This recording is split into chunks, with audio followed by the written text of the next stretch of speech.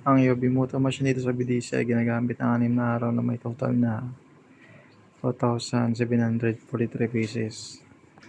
Ito po yung head. Ang wrapping. Head clean.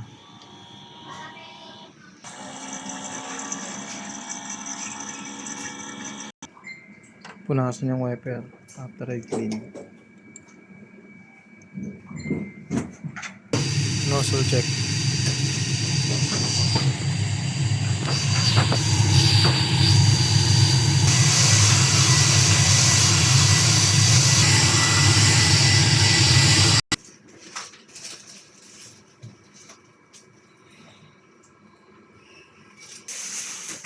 Ang ring system ay tama lang.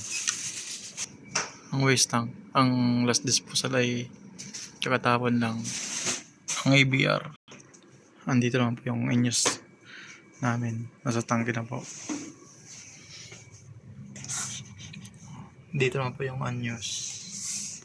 At kulang pa ako sa isang barnes sa solution.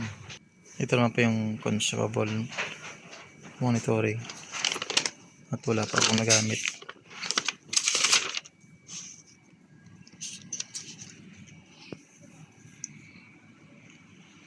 Ito naman po yung production log.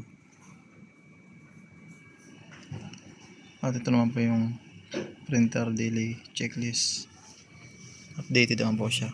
Yun lang po. Thank you.